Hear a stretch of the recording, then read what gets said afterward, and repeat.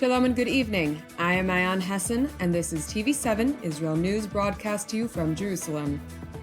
Terror attack in the United States claims the lives of 2 Israeli diplomats. Prime Minister Benjamin Netanyahu asserts that Israel is willing to end the war if Hamas accepts Jerusalem's terms. Iran's proxy, Ansar Allah, which is dominated by the Houthi tribe in Yemen, has launched 2 additional ballistic missiles at Israel. A deadly terror attack struck the heart of Washington, D.C. last night, when a gunman approached 2 Israeli diplomats exiting the city's Jewish museum and opened fire, killing both. The assailant then attempted to enter the museum, where a private event hosted by the American Jewish Committee was underway. Quick action by the security personnel prevented further tragedy, as they overpowered the terrorist before he could breach the building. The suspect chanted, "Free, free Palestine," while in custody. The suspect has been tentatively identified as 30-year-old Elias Rodriguez of Chicago, Illinois. Following the attack, Israeli ambassador to the United States, Yechiel Leitel, revealed that the victims were on the verge of getting engaged. The couple that was gunned down tonight in the name of Free Palestine. It's a young couple about to be engaged. The young man purchased a ring this week with the intention of proposing to his girlfriend next week in Jerusalem. They were a beautiful couple who came to enjoy an evening in Washington's Cultural Center. I will say this: we are a resilient people. The people of Israel are resilient people, and the people of the United States of America are resilient people.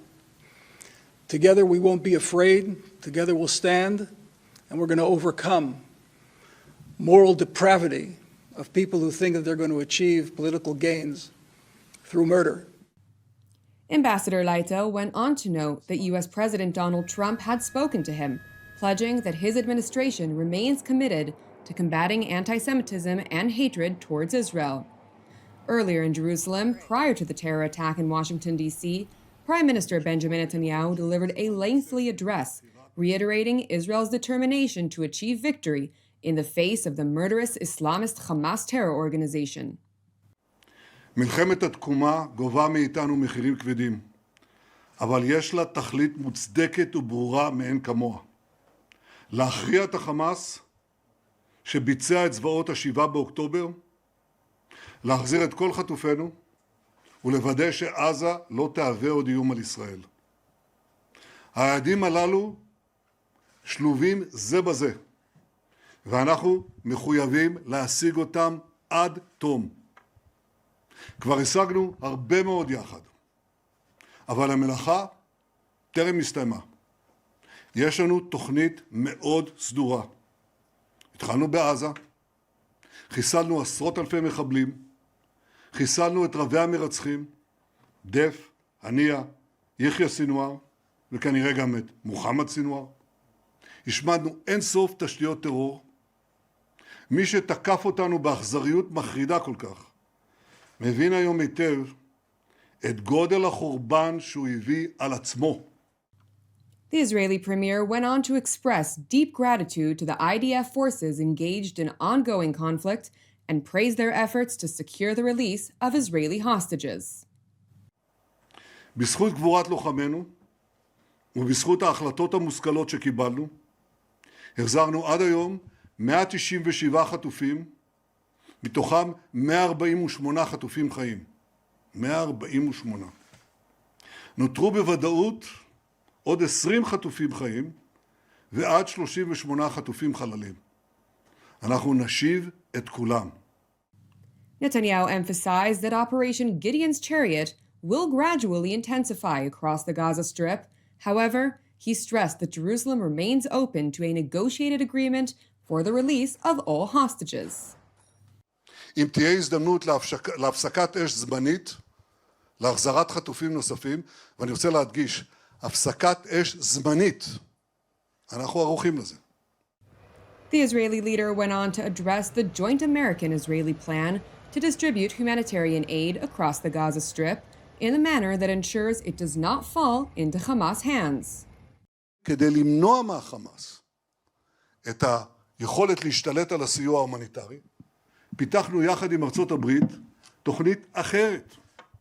תוכנית לחלוקת מזון בסיסי לאזרחים ולילדים שלא יגיע לחמאס.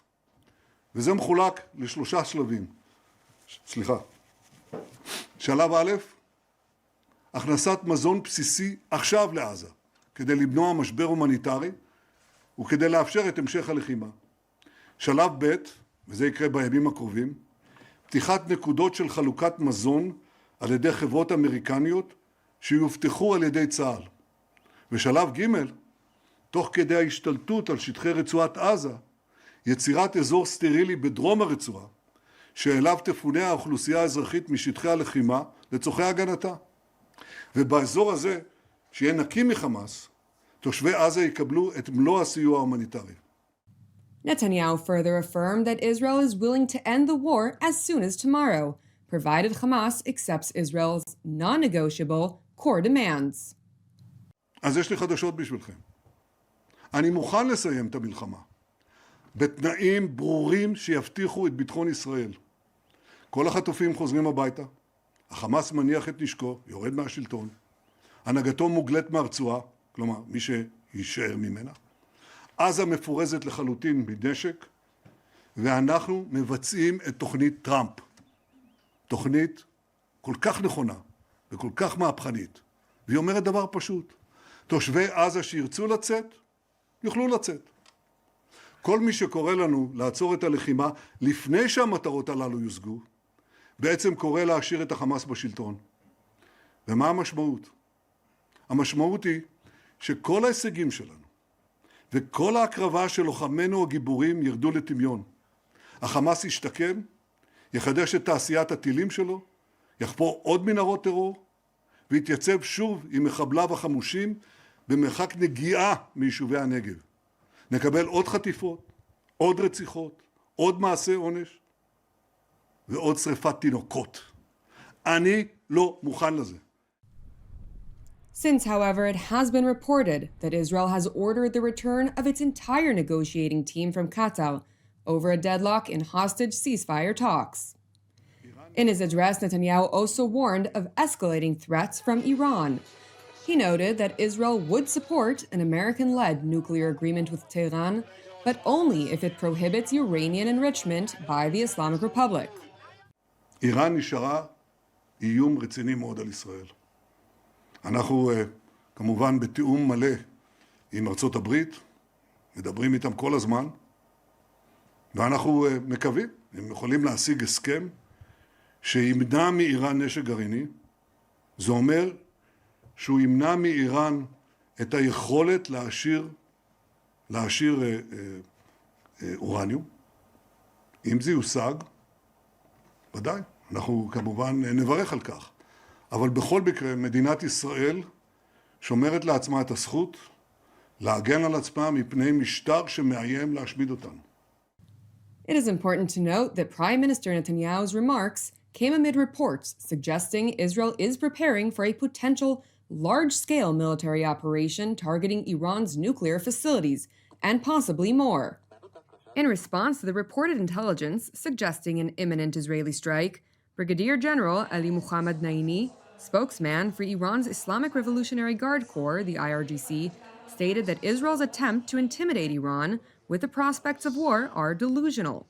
He went on to claim that the IRGC is now stronger than in previous years in all aspects, warning that any Israeli attack would be met with a crushing and devastating response. He concluded by saying, quote, "Today, the entire existence of the Zionist regime is under watch of the Islamic Republic's fighters. The illegitimate Israeli regime is backed by a declining America and weakening Western governments.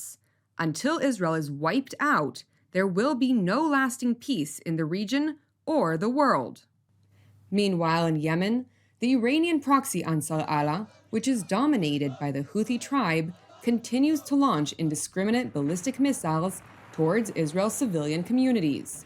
Thankfully, Israel's multi-layer air and missile defense systems successfully intercepted the incoming projectiles by means of the Arrow 3 interceptor, causing no injuries or material damage.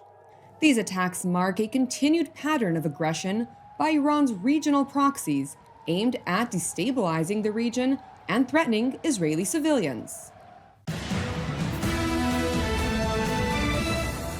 Thank you for watching TV7 Israel News.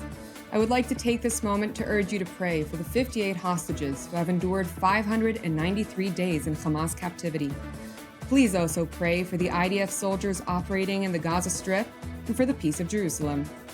Separately, if you've been blessed by TV7 Israel, which is exclusively funded by our viewers, please consider supporting our productions with a donation. You can do so at our website at www.tv7israelnews.com. I am Jonathan Hessen, wishing you an Erev Mevorach, and we will see you during our next update. Until then, Shalom from Jerusalem.